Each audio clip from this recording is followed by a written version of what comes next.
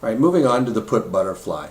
The put butterfly is going to have a lot of the same thought process, methodology as the short call spread. The short put spread, the seller of the put spread is expecting volatility to expand again.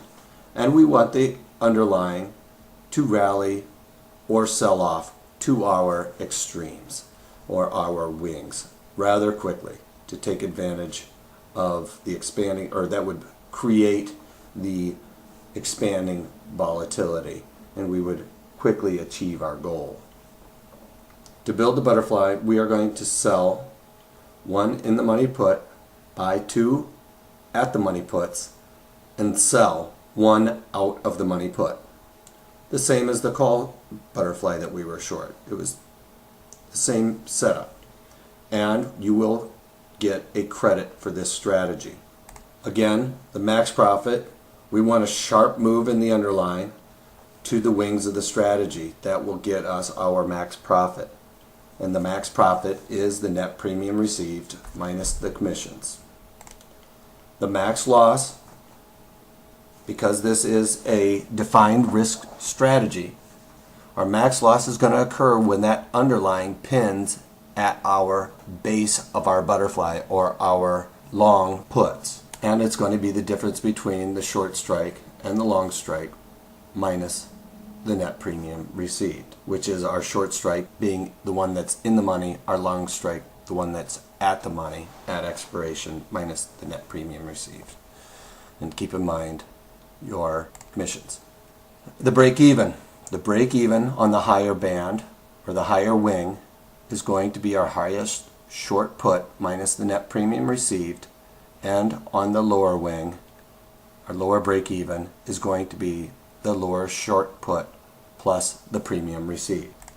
And keep in mind there is assignment risk, because as soon as we implement this strategy we are going to have an in the money put, so that could be put to us, and we have to keep that in mind, especially when there is a restructuring or capitalization event, merger, takeover, or spinoff, because those are the times where somebody would really have a reason to want to put this contract to us or make us deliver the underlying to the buyer.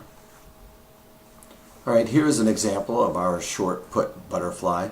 Again, it is a little janky, I guess, if you will, for lack of a better word, because we've done two contracts. I did it at the bottom here, you can see where we did it as a butterfly, and just below that I showed the legs just for purposes of seeing what prices are on the underlying, or of each strike I should say. So in this case, for the eBay put butterfly that we shorted, I sold the 65 put. I bought two of the 62.5 puts, and then I sold the 60 put. As you can see, the 65 put is the one that is in the money, and I bought the two at the money 62.5 puts, and I sold the 60 put, which is out of the money.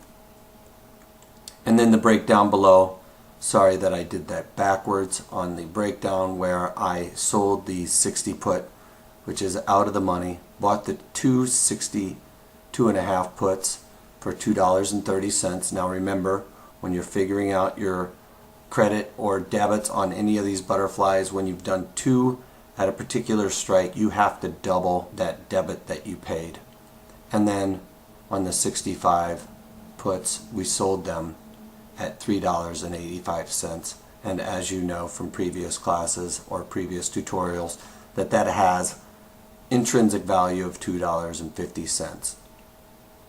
So what happens here? If you look at our graph above, it shows that our max profit is $100, but remember that's because we've done two contracts for a credit of 50 cents each.